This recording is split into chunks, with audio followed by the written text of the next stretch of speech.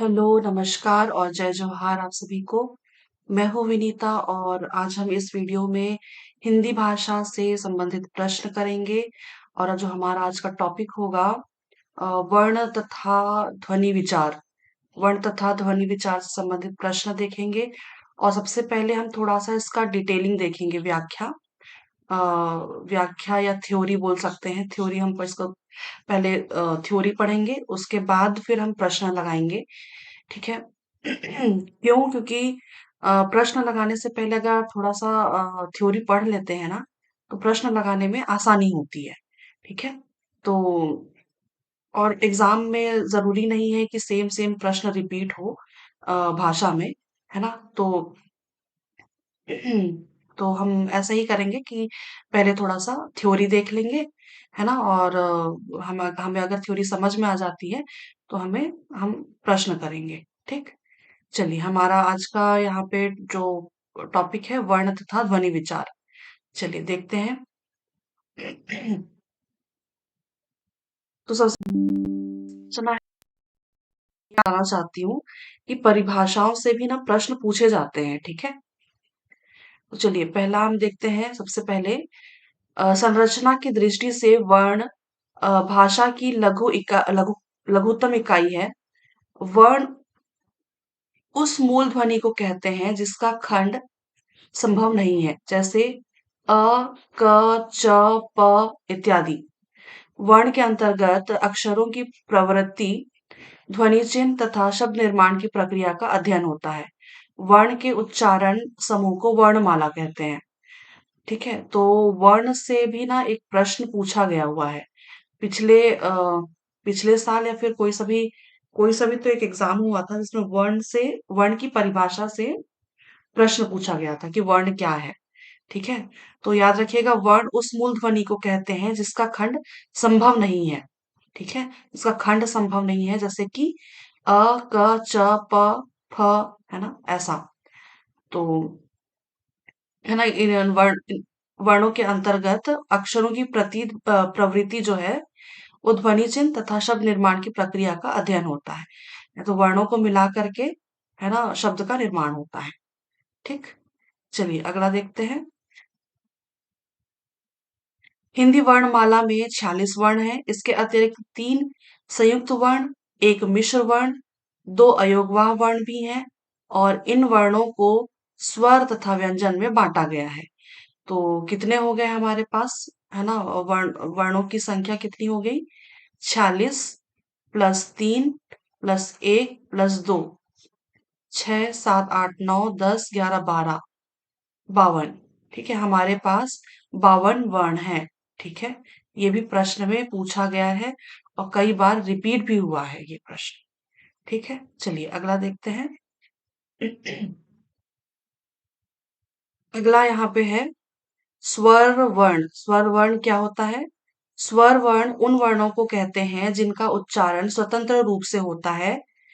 हिंदी वर्णमाला में स्वरों की संख्या 11 है, सभी को पता है। स्वरों को उनके उच्चारण के आधार पर 2 भागों में विभाजित किया जाता है। एक हर्स्व या दीर्घ स्वर, अ, आ, अ, ई, उ, अ, ई, उ, छोटा ऊ, ये छोटी ई, हर्ष स्वर है। इनके उच्चारण में कम समय लगता है, जबकि आ, बड़ी ई, बड़ा ऊ, ए और ए, ओ और तथा री, ये दीर्घ स्वर हैं। क्योंकि हर्ष स्वर की तुलना में इन स्वरों के उच्चारण में अधिक समय लगता है। ठीक है। ए, ओ और को संयुक्त स्वर भी कहा जाता है। ये भी याद रखिएगा, ये भी पूछा गया सवाल है। ओ, औ को संयुक्त स्वर भी कहा जाता है। वस्तुतः इनकी संरचना दो स्वरों के मेल से हुई है। री स्वर वर्ण है, किंतु तत्सम शब्दों में ही यह अ, स्वतंत्र रूप से शब्द के आरंभ में आता है। ठीक है, ये भी प्रश्न पूछा गया है। री स्वर वर्ण है, किंतु तत्सम शब्दों में ही यह स्वतंत्र रूप से शब्द के आरंभ में आता है। फिर अगला क्या है? अयोगवाह। अयोगवाह कहलाने वाले दो वर्ण अंग यानी कि अनुस्वार, ये भी प्रश्न में पूछा गया है एक बार। तथा अह जिसको विसर्ग कहते हैं है। अयोगवा कहलाने वाले दो वर्ण हैं, अंग और अह। इसका प्रयोग स्वर तथा व्यंजनों के साथ किया जाता है। अह का प्रयोग तत्सम शब्दों के में व्यंजनों के अंत में ही होता है, जैसे प्रातः। स्वर वर्ण व्यंजनों के साथ शब्दों में मात्रा के रूप में आते हैं। शब्द के प्रारंभ तथा अंत में ही ये स्वतंत्र रूप में आते हैं, मध्य में कभी नहीं। स्वर रहित व्यंजन के अंत में हलंत लगाकर शब्द पूर्ण किया जाता है। और स्वरों का उच्चारण का स्थान कंठ होता है। ठीक है, यहाँ पे कुछ दिख नहीं रहा है, मैं आपको बुक में से देख के बताती हूँ। जिसका उच्चारण वायु निष्कासन के माध्यम से होता है, जिसका उच्चारण वायु निष्कासन के माध्यम से होता है। ठीक है, चलिए अगला स्लाइड देखते हैं। अगला स्लाइड में है व्यंजन वर्ण। व्यंजन वह वर्ण है जिसका उच्चारण स्वर की सहायता से होता है। प्रत्येक स्वतंत्र वर्ण उच्चारण में अ स्वर की ध्वनि छिपी होती है। ठीक है, और हिंदी में व्यंजनों की संख्या 33 है। ये भी पूछा गया सवाल है। व्यंजन तीन प्रकार के होते हैं, ये भी पूछा गया सवाल है। स्पर्श, अंतस्थ और ऊष्म। स्पर्श व्यंजन क्या होता है? स्पर्श व्यंजन का उच्चारण किसी विशेष अंग अथवा अंगों की सहायता से होता है। इनके उच्चारण में कंठ के अतिरिक्त जिह्वाग्र यानी कि जीभ का अगला भाग है ना, आगे वाला भाग, जीभ का अगला भाग द्वारा तालु, मूर्धा, दंत, ओष्ठ इत्यादि स्थानों के स्पर्श से होता है। इसे वर्गीय व्यंजन भी कहा जाता है। ठीक है, यहाँ पे वर्ग दिए हुए हैं, है ना, क वर्ग, च वर्ग, ट वर्ग, त वर्ग और प वर्ग। और इस तरफ जो वर्ण है ना, जिनका उच्चारण कंठ, तालु, मूर्धा, दंत और ओष्ठ से होता है। ठीक है, तो ये तो आप देख लीजिए, लेकिन मैं आपको दूसरा वाला स्लाइड जो मैंने अपने से बनाया हुआ है ना, टेबल, तो वो भी आपको मैं दिखाती हूँ। क वर्ग में ये सारे आते हैं जिनका उच्चारण कंठ से होता है ना, क वर्ग। और च वर्ग में ये सारे आते हैं जिनका उच्चारण तालु से होता है। और मूर्धा में ट वर्ग, है ना, ये सारे आते हैं, इनका उच्चारण मूर्धा से होता है। और त वर्ग है ना, जिसका उच्चारण दंत से होता है। और प वर्ग, ये पूरा उच्चारण जो है ये ओष्ठ से होता है। ठीक है, ये देखिएगा आप, ये वाला स्लाइड आप, ये मेरे लिए बहुत, मेरे हिसाब से बहुत बेनिफिशियल है ना, ये याद रखने के लिए। इसकी पिछला वाला कोई सा भी वीडियो मैंने बनाया हुआ था, तो उसमें भी मैंने ये वाली, है ना, ये अ, डाल दिया था, है ना, बताया हुआ था। तो आप चाहें तो इसका स्क्रीनशॉट ले सकते हैं, रख सकते हैं।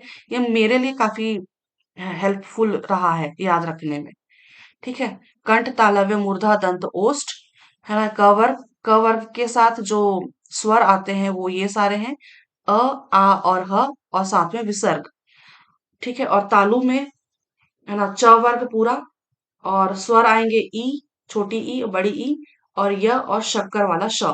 मूर्धा में ट वर्ग और पेट कटाशा वाला श, री और र। दंत में आते हैं पूरा त वर्ग और सरोता वाला स और ल।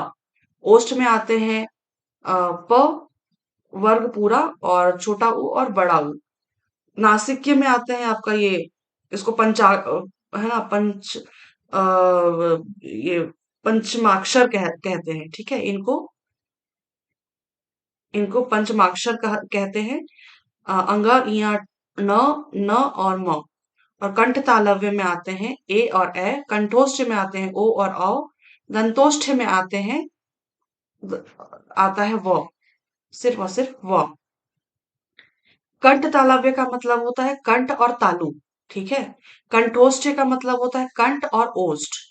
दंतोष्ठ का मतलब होता है दंत और ओष्ठ। ठीक है, चलिए अगला हम देखते हैं। अंतस्थ व्यंजन क्या होता है?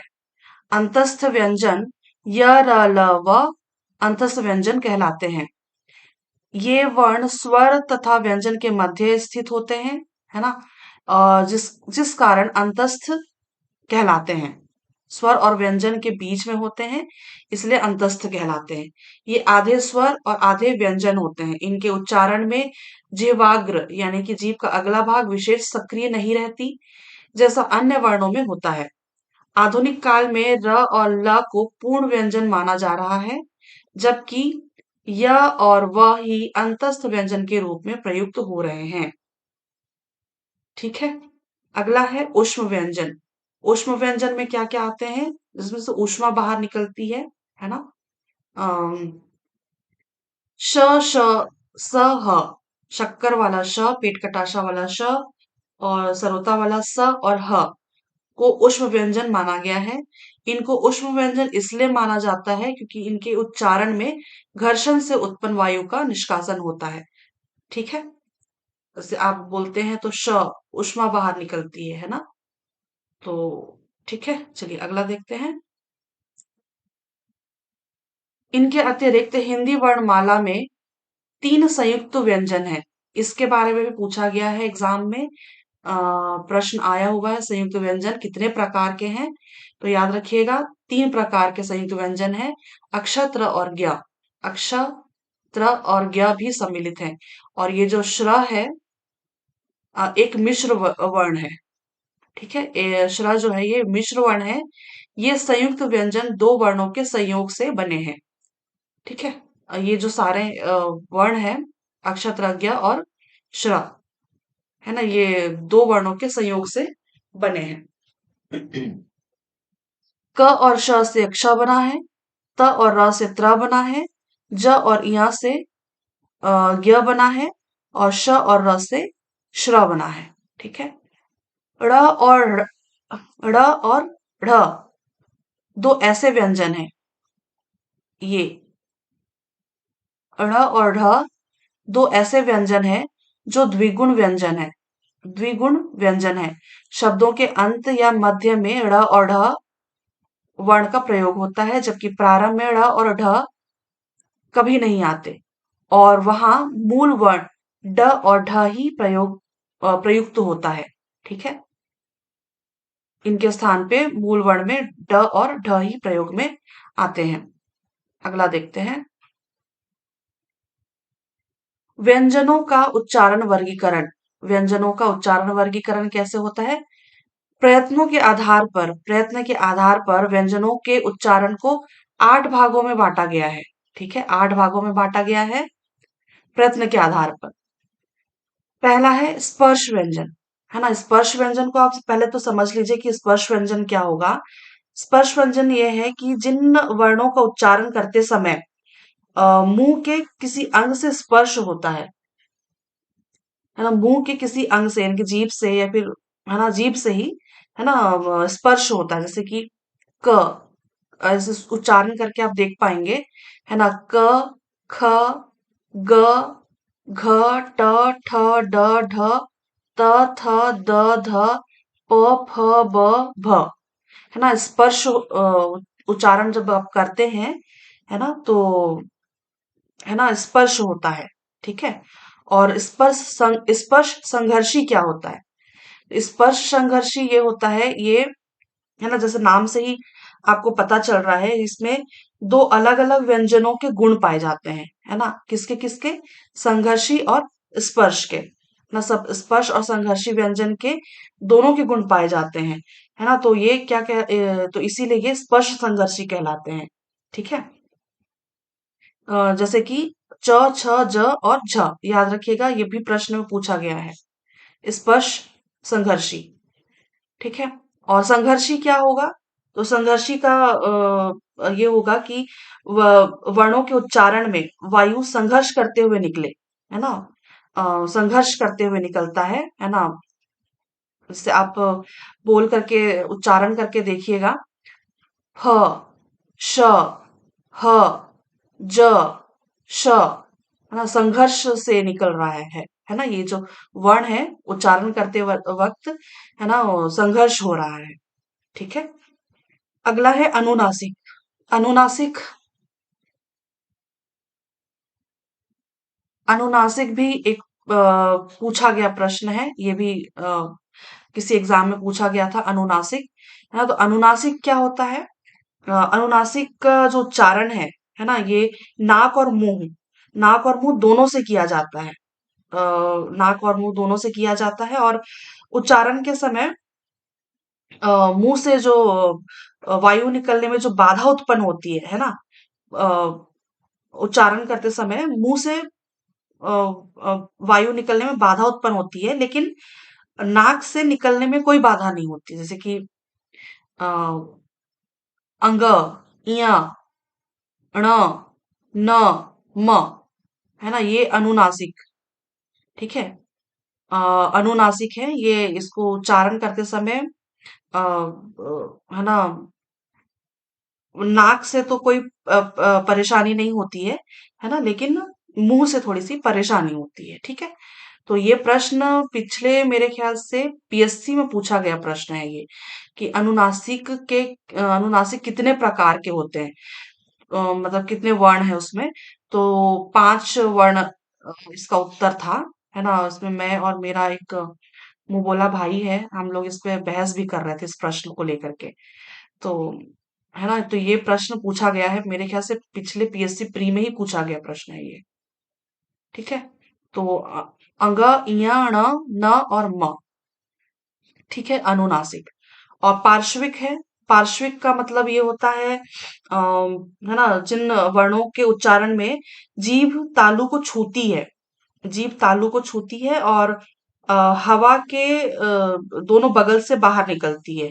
हवा जो मुंह है ना, मुंह के दोनों बगल से बाहर निकलती है ना, इसका उदाहरण याद रखिएगा, ल। ठीक है, पार्श्विक में ल। और प्रकंपित का मतलब क्या होगा? प्रकंपित का मतलब होता है, उम, उच्चारण में जीभ कपकपाती है, कंपित होती है ना? कंपन से ही समझ में आ रहा है। र, जैसे उच्चारण करके देखेंगे आप, र, तो है ना, कपकपाता है जीभ। ठीक है। और इसी को इसका दूसरा नाम भी याद रखिएगा, लुंठित। है ना, इसको लुंठित भी कहते हैं, प्रकंपित को, है ना, लुंठित भी कहते हैं। और उच्छिप्त का मतलब सिंपल सा याद रखिएगा आप, है ना, क्या कहना चाहिए, अचानक से, है ना, मुंह में से जीभ को सिकोड़ कर दूसरी तरफ जोर से सब फेंक दिया जाए, जैसे कि अ, ड़ और ढ़, ऐसा बोले तो जोर से एक तरह से अब वो हो रहा है ना, क्या कहना चाहिए, उच्चारण करते वक्त एक जो जीभ का जो आगे वाला भाग है वो एक झटके से, है ना, बाहर जा रहा है। ढ़, ढ़, है ना। तो उच्छिप्त ये हो जाएगा, उच्छिप्त। उच्छिप्त का उदाहरण है ढ़ और ढ़। ठीक। और अर्धस्वर क्या होता है? अर्धस्वर य और व इसके उदाहरण है ना, य और व। ये होता है अंतस्थ व्यंजन जैसा ही होता है ये। ठीक है। इसमें जो स्वर जैसा स्वर जैसा आभास होता है इसमें, है ना, अर्ध स्वर से ही समझ में आ रहा है। स्वर जैसा इसमें आभास होता है, और इसमें जो जीभ और तालु और होठ, है ना, इस पे स्पर्श थोड़ा सा कम होता है।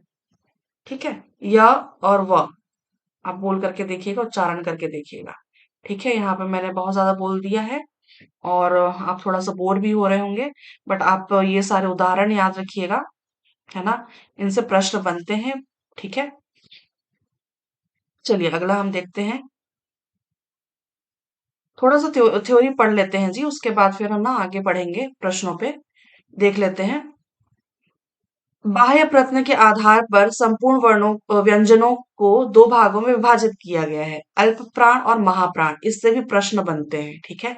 इससे भी प्रश्न पूछे जाते हैं, अल्प प्राण और महाप्राण से। जिन वर्णों का उच्चारण करते समय मुख से निकलने वाले श्वास की मात्रा अल्प रहती है, वैसे वर्णों को अल्प प्राण कहते हैं। प्रत्येक वर्ण समूह का पहला, तीसरा और पांचवा वर्ण अल्प प्राण कहलाता है। जैसे कि क, ख को छोड़ दिया जाए, यहां लिखती हूँ, यहां दिख नहीं रहा है। क, ख को छोड़ करके ग, क, ख, ग, घ और अंगा, है ना? तो पहला, तीसरा और पांचवा इस तरह से। तो ये जो है ये अल्प प्राण है। ठीक है? तो हर वर्ग में, जैसे कि क वर्ग, च वर्ग, है ना? तो हर हर वर्ग का पहला, तीसरा और पांचवा ये अल्प प्राण कहलाता है। ठीक है? और इसके बाद महाप्राण। महाप्राण क्या होता है? वर्णों के उच्चारण में श्वास की अधिक मात्रा निष्कासित होती है और प्रत्येक वर्ग का दूसरा, चौथा तथा सभी ऊष्म वर्ण महाप्राण कहलाते हैं। यानी कि दो और चार, दो और चार और सभी ऊष्म वर्ण। ऊष्म वर्ण कौन कौन से होते हैं? श, श और ह। ठीक है? श, श, स भी होता है जी। हाँ, सभी ऊष्म वर्ण ना। श, श, श, स और ह सभी ऊष्म वर्ण महाप्राण होते हैं। ठीक है?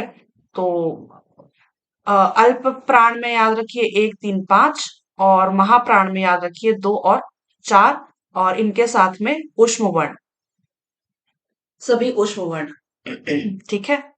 तो यहाँ पे आगे दिया हुआ है क, ग, अंग, च, ज, इया, ट, ड, ण, त, द, न, प, ब, म, य, र, ल, व, ड इत्यादि अल्प प्राण व्यंजन है। इनके उच्चार में हवा की कम मात्रा तथा हवा कम शक्ति के साथ बाहर आती है, और उसी की जगह में ख, घ, छ, झ, ठ, ढ, थ, ध, फ, भ, श, श, स, ह महाप्राण व्यंजन है। इनके उच्चारण में हवा की अधिक मात्रा तथा हवा अधिक शक्ति के साथ बाहर आती है। ठीक है? चलिए अगला प्रश्न, अगला स्लाइड देखते हैं। अगला है, ध्वनि के उच्चारण में तंत्रियों के कंपन की प्रक्रिया होती है।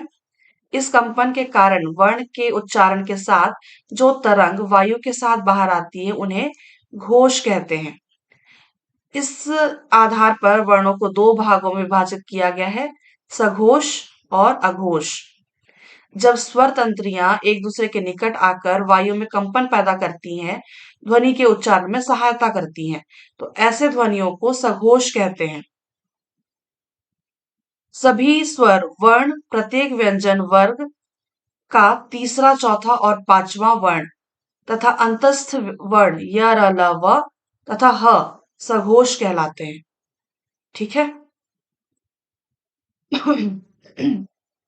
तो सघोष में आप याद रखिएगा, सघोष में कौन कौन से वर्ण, अ, अ, वर्ग तीन, चार, पांच और अंतस्थ वर्ण य, र, ल, व और ह, है ना? अंतस्थ वर्ण य, र, ल, व और ह, ये जो है ये सारे य, र, ल, व और ह ये सघोष वर्ण है, सघोष के अंतर्गत आते हैं। ठीक है? और अघोष क्या है? अघोष ध्वनियों के उच्चारण में स्वर तंत्रियां दूर दूर रहती हैं तथा वायु स्वर तंत्रियों में बिना कंपन के निकल जाती हैं। व्यंजन वर्ण व्यंजन वर्ण का पहला और दूसरा तथा ऊष्म वर्ण श, श, स अघोष है। याद रखिएगा, पहला और दूसरा, और श, श और स, है ना? ये ऊष्म वर्ण अघोष कहलाते हैं। ठीक है? चलिए अगला देखते हैं। तो फाइनली हमारे प्रश्न अभी के शुरू शुरू हो जाते हैं। देखते हैं आज का हमारा पहला प्रश्न। गले की थोड़ी सी बैंड बजी हुई है, ठंड का मौसम है। चलिए माफ कीजिएगा। पहला प्रश्न है हमारा, हिंदी वर्णमाला में वर्णों की कुल संख्या है, क्या है? वर्णों की कुल संख्या 52 है। उत्तर हो जाएगा 52। अगला प्रश्न, इनमें से कौन सी ध्वनि अंतस्थ नहीं है? तो अंतस्थ ध्वनि कौन सी नहीं है? ब नहीं है, क्योंकि जो ब है ये स्पर्श ध्वनि कहलाती है। ब जो है ये स्पर्श ध्वनि है। ठीक है, चलिए अगला देखते हैं। इनमें से ऊष्म वर्ण कौन सा है? ऊष्म वर्ण अभी हमने देखा था, श, स, श, श, स और ह, है ना, ये सारे ऊष्म वर्ण है। तो यहाँ पे उत्तर हो जाएगा ऑप्शन नंबर डी। अगला देखते हैं। री को वर्णमाला में स्थान दिया गया है। री को वर्ण में स्वर में स्थान दिया गया है वर्णमाला में। ठीक है, अगला देखते हैं। निम्न में से कौन मूर्धन्य ध्वनि नहीं है? मूर्धा की ध्वनि नहीं है पूछा गया है। इसका उत्तर हो जाएगा ढ़, है ना। ढ़ जो है ये मूर्धन्य ध्वनि नहीं है। इसको उपक्षिप्त व्यंजन में लेते हैं। ठीक है, चलिए अगला देखते हैं। द ध्वनि का उच्चारण स्थान के आधार द ध्वनि का उच्चारण स्थान के आधार पर होता है। क्या होता है? तो द जो है ये दंत में दंत का इसका उच्चारण स्थान है। ठीक है, दंत। अगला प्रश्न देखते हैं।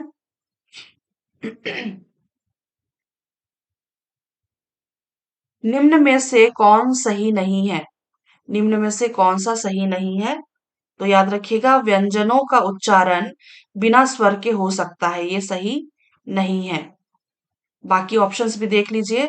त और थ दंत व्यंजन है। य और व अर्धस्वर है। श, श, स ऊष्म व्यंजन है ना। तो ये सारे सही हैं। बाकी ये जो है व्यंजनों का जो उच्चारण है बिना स्वर के हो सकता है, ये संभव नहीं है। ठीक है, चलिए अगला देखते हैं।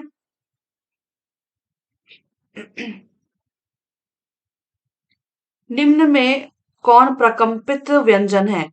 प्रकंपित व्यंजन सिर्फ एक है, कौन सा है? र। ऑप्शन नंबर सी इसका सही उत्तर है। अगला देखते हैं। दंतोष्ठ से उच्चारित होने वाले व्यंजन।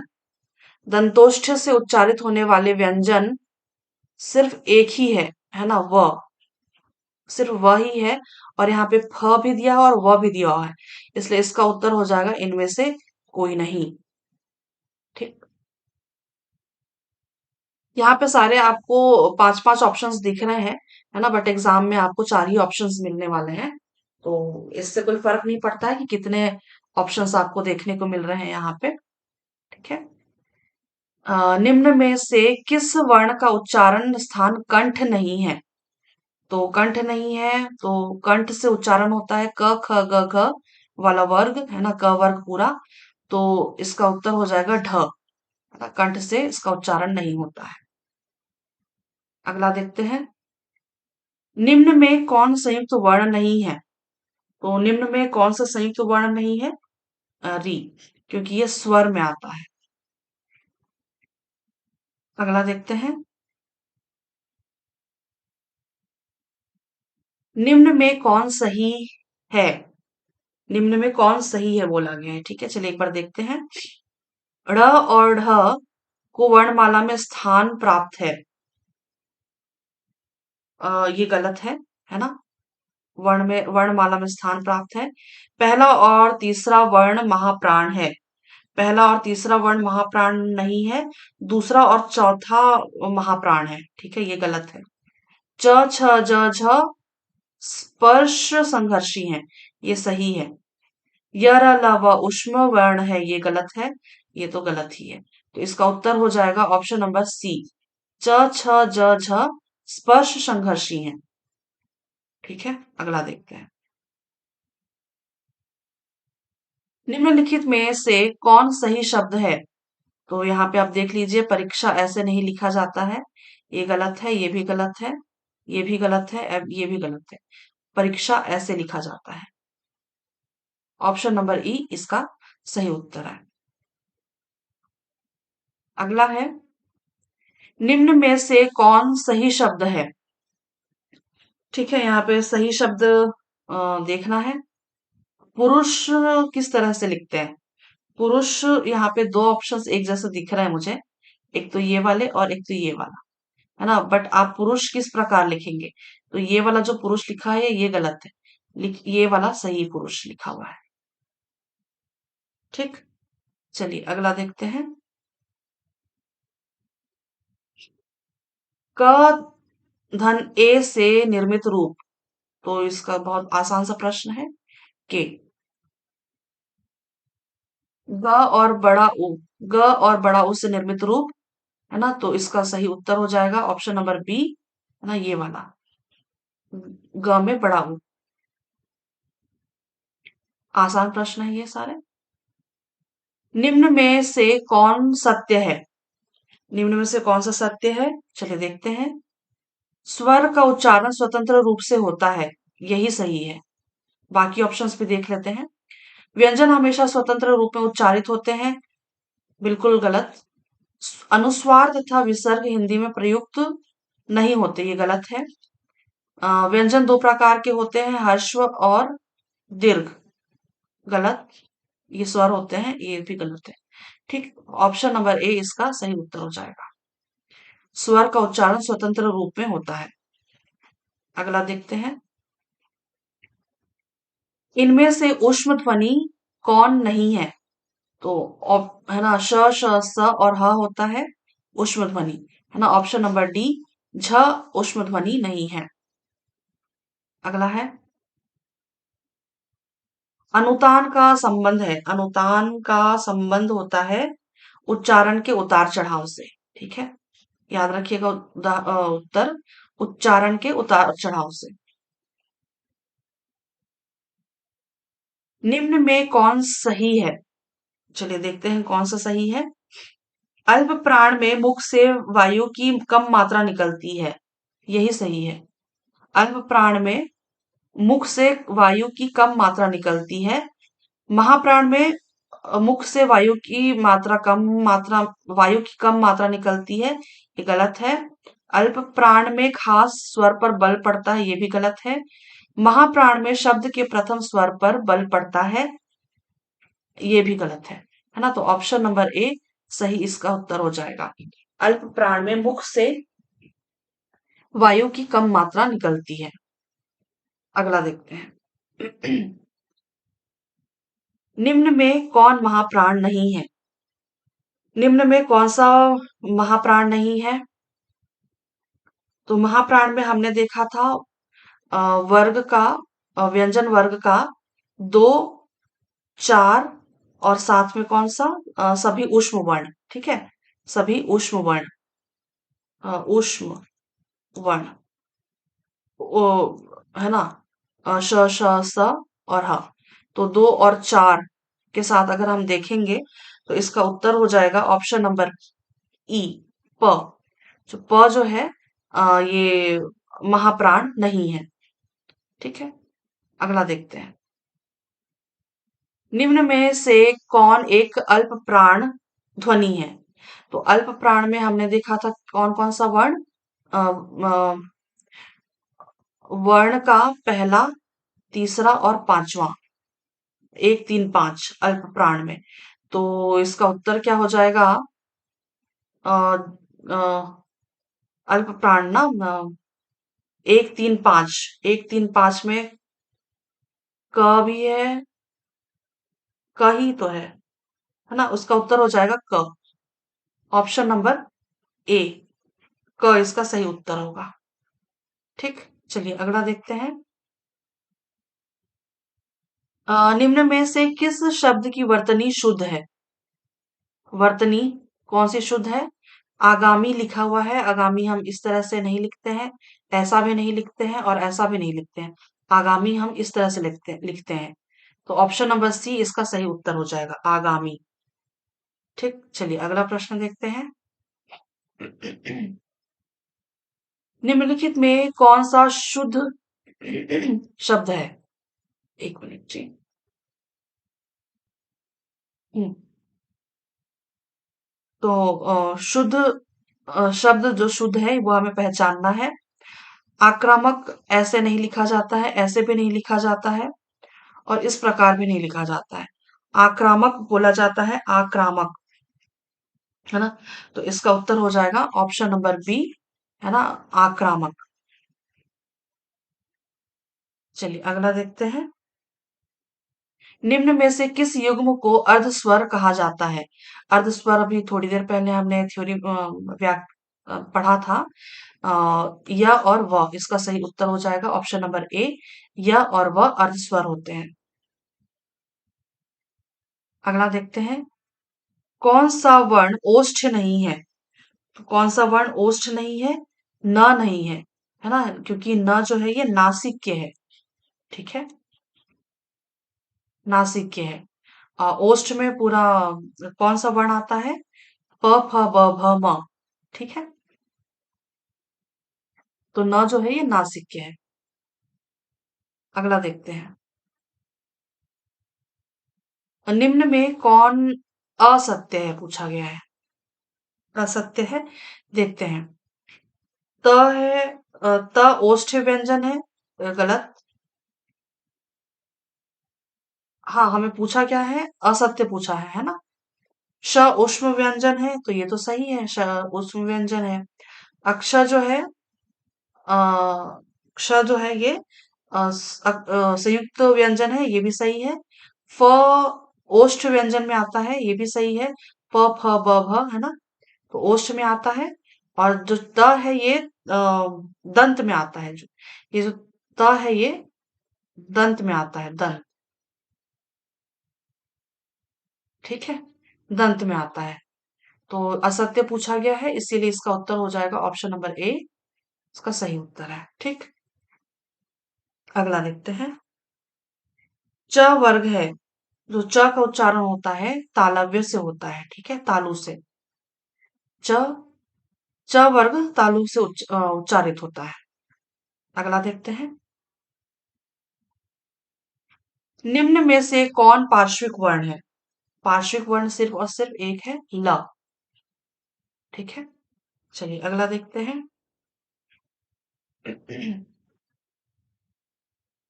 निम्नलिखित में से कौन उच्छिप्त व्यंजन है ना? उच्छिप्त व्यंजन जिसका, है ना, जिसको जोर से फेंक के मारा जाता है, ड़ और ढ। इसका उत्तर हो जाएगा ऑप्शन नंबर बी। अगला देखते हैं। ज्ञ को वर्णमाला में क्या माना जाता है? ज्ञ को वर्णमाला में संयुक्त व्यंजन माना जाता है। अक्षत्र ज्ञ, है ना, संयुक्त व्यंजन है। अक्षत्र और ज्ञ, ये संयुक्त व्यंजन है। चलिए अगला देखते हैं। यहाँ पे सुमेलित करना है, चलिए सुमेलित करते हैं, ठीक है? हम कंठ से स्टार्ट करते हैं, ठीक है? हमने कंठ से स्टार्ट किया हुआ था, मतलब कंठ से ही शुरुआत होती है। कंठ से शुरुआत होती है, तो कंठ से ही हम स्टार्ट करते हैं, ठीक है? कंठ, कंठ जो होता है ये क वर्ग के लिए होता है ना? इसलिए क। तालु, तालु के लिए हो जाएगा च। मूर्धा, मूर्धा के लिए हो जाएगा ट। और दंत के लिए हो जाता है क्या? त, ठीक है? तो यहां से या मिलान कर लीजिए। क, चार, चार तीन दो एक, चार तीन दो एक, ऑप्शन नंबर ई, ऑप्शन नंबर ई इसका सही उत्तर है। अगला देखते हैं। अक्षर का निर्माण किन दो वर्णों या व्यंजनों के मेल से हुआ है? तो याद रखिएगा, अक्षर जो है ये क और श से बना है, ठीक है? क और श से, पेट कटाशा वाला श, ठीक। चलिए अगला देखते हैं। निम्न में से कौन अंतस्थ व्यंजन वर्ण नहीं है? अंतस्थ व्यंजन वर्ण नहीं है पूछा गया है। तो अंतस्थ व्यंजन वर्ण जो है ये ब नहीं है, ठीक है? ब, ठीक। चलिए अगला देखते हैं।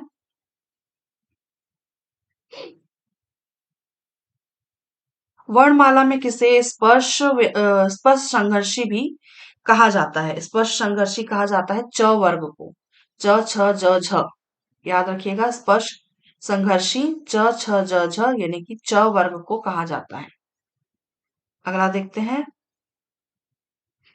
निम्न में से कौन व्यंजन वर्ण दंत नहीं है ना? दंत नहीं है, तो दंत नहीं है, त थ द थ फ नहीं है ना? प फ जो है ये प वर्ग, प जो है ये ओष्ठ में आता है, ठीक है? फ जो है ये ओष्ठ में आता है।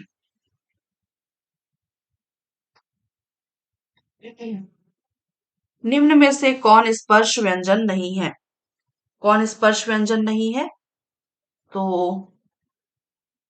यहाँ पे च भी दिया हुआ है ना? और यह है, तो यह और है ना, ये तो नहीं है ऑप्शन। एक्यूरेट आंसर इसका यही होगा, ठीक है? एक्यूरेट इसका आंसर यही होगा स्पर्श व्यंजन में, है ना? यहाँ पे च दिख रहा है जरूर, लेकिन इसका उत्तर हो जाएगा य, क्योंकि य और व जो है ये अर्ध स्वर में आते हैं। में च दिख रहा है, लेकिन ये स्पर्श संघर्षी में आता है, ठीक है? स्पर्श संघर्षी, च जो है स्पर्श संघर्षी में आता है। ठीक है, इसीलिए जो इसका एक्यूरेट आंसर होगा वो यह होगा, क्योंकि यह जो है ये कौन सा है? अर्ध स्वर है, ठीक है? चलिए अगला देखते हैं। अगला है, निम्न में से कौन संयुक्त स्वर का उदाहरण नहीं है? तो संयुक्त स्वर का उदाहरण जो है ये आ नहीं है, आ, आम वाला आ, है ना? बाकी ये जो सारे हैं ये है ना मिल करके बने हुए हैं, ठीक है? लेकिन अ जो है ये, आ जो है ये संयुक्त स्वर का उदाहरण नहीं है। अगला है, विसर्ग का प्रयोग कैसे शब्दों में होता है? तो विसर्ग का प्रयोग तत्सम शब्दों में होता है, ठीक? अगला देखते हैं, निम्न में किस शब्द में शुद्ध मात्रा प्रयुक्त हुई है? तो रेणु इस तरीके से भी नहीं लिखा जाता है, ऐसा भी नहीं लिखा जाता है, और ऐसा भी नहीं लिखा जाता है। रेणु में छोटा ऊ की मात्रा लगती है ना? ये ऑप्शन नंबर ई इसका सही उत्तर होगा। तो अगला है, किस स्वर का कोई मात्रा चिन्ह नहीं है? किस स्वर का कोई मात्रा चिन्ह नहीं है? तो सिंपल सा प्रश्न है, ऑप्शन नंबर ए, अ में कोई मात्रा चिन्ह नहीं होती है। अगला प्रश्न, निम्न में से कौन अघोष वर्ण नहीं है? अघोष वर्ण बोला गया है, तो अघोष वर्ण जो है ये वर प्रत्येक वर्ग का पहला, दूसरा और ऊष्म व्यंजन श, स, श और ह, हाँ? श, श, स, कैसा लिख रही हूं मैं भी, है ना? श, श, स और ह, ठीक है? ये आते हैं। तो इसमें पूछा गया है अघोष वर्ण नहीं है, ठीक है? तो इसमें से कौन सा नहीं है? तो ल नहीं है, ठीक है? ल नहीं है। चलिए अगला देखते हैं, इसका उत्तर हो जाएगा ऑप्शन नंबर डी, ल। अगला देखते हैं, निम्न में से कौन सघोष वर्ण नहीं है? तो पूछा गया है सघोष वर्ण। तो सघोष वर्ण में क्या क्या आता है? सघोष वर्ण में 3, 4 और 5, प्रत्येक वर्ग का 3, 4, 5, और इसके साथ में वो क्या नाम, य, र, ल, व और ह। मेरे ख्याल से मैं पिछला मैंने कुछ गलत बोला है, ठीक है? मैं पिछला वाला स्लाइड एक बार लेती हूँ वापस से। हाँ, अघोष वर्ण में श, श, स, ये ह नहीं है, ठीक है?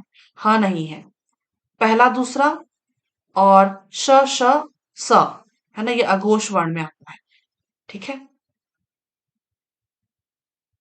और यहाँ पे याद रखिएगा, सघोष वर्ण में 3, 4, 5 यानी कि प्रत्येक वर्ग का तीसरा, चौथा और पांचवा वर्ण, और इसके अलावा य, र, ल, व और ह। ठीक है, तो ये इनमें सघोष वर्ण नहीं पूछा गया है ना? तो जो श है ये सघोष वर्ण नहीं है। ठीक है, क्योंकि श जो है ये अघोष में आता है। ठीक, चलिए अगला प्रश्न देखते हैं।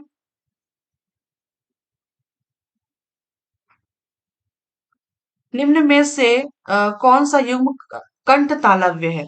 तो कंठ तालव्य जो है ये कंठ से जो उच्चारण होता है ये ए और ए का उच्चारण होता है। ठीक है, कंठ तालव्य से ए और ए का उच्चारण होता है। ठीक है, अ का उच्चारण, अ का उच्चारण होता है कंठोष्ठ से। अ का उच्चारण होता है कंठोष्ठ से, कंठ और ओष्ठ। ठीक है, कंठोष्ठ। ये प्रश्न पूछा गया है। ठीक है, मैं आपको बताना चाहती हूँ, ये जो अ वाला प्रश्न है ये पूछा गया प्रश्न है। चलिए अगला देखते हैं।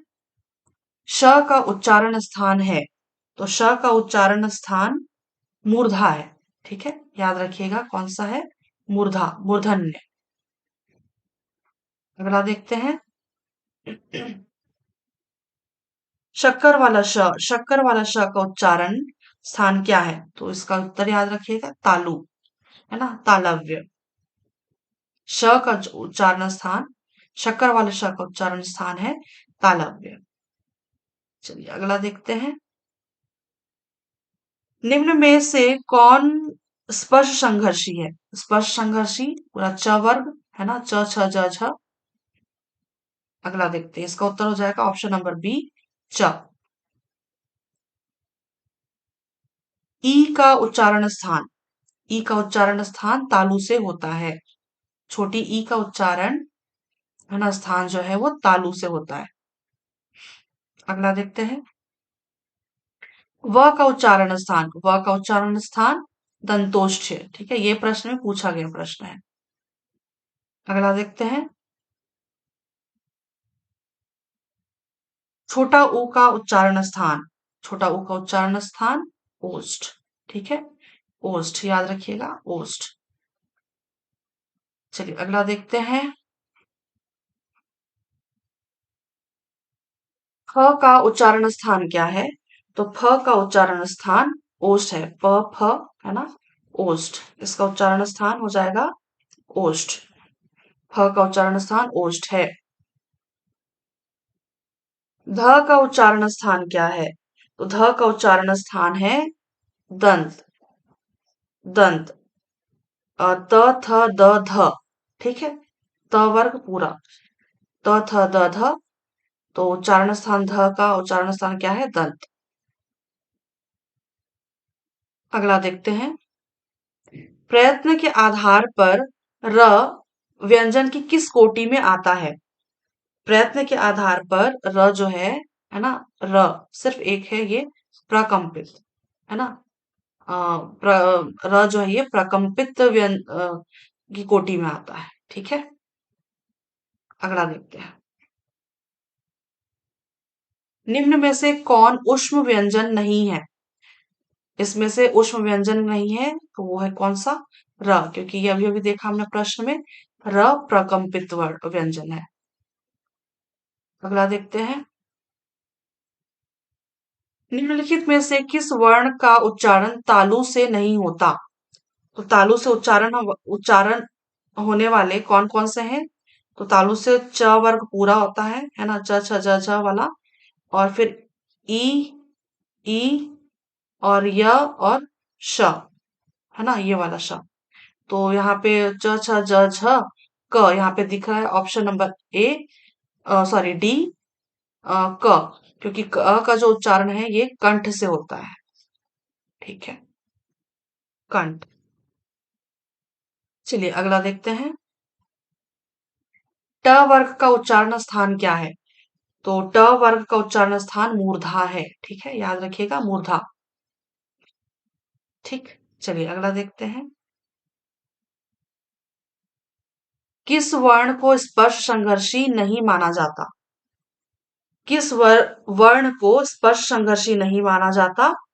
याद रखिएगा, फ को, क्योंकि स्पर्श संघर्षी कौन कौन से हैं? च, छ, ज, झ, है ना? लेकिन जो ये फ है ना, ये स्पर्श संघर्षी नहीं है। अगला देखते हैं। किन वर्णों को अर्धस्वर कहा जाता है? किन वर्णों को अर्धस्वर कहा जाता है? तो याद रखिएगा, य और व अर्धस्वर है, य और व। अगला देखते हैं। निम्न में कौन अंतस्थ व्यंजन वर्ण का उदाहरण नहीं है? अंतस्थ व्यंजन में य, र, ल, व, है ना, ये सारे आते हैं, लेकिन जो श है ये नहीं आता, क्योंकि श जो है, ये वाला शक्कर वाला श, ये ऊष्म व्यंजन में आते हैं। ऊष्म व्यंजन। ठीक।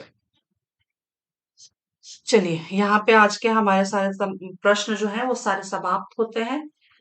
ठीक है, तो फिर मैं मिलती हूँ आपसे किसी अगली वीडियो में किसी नए टॉपिक के साथ। तब तक के लिए आप सभी को एग्जाम्स की हार्दिक शुभकामनाएं, धन्यवाद, शुक्रिया और आभार।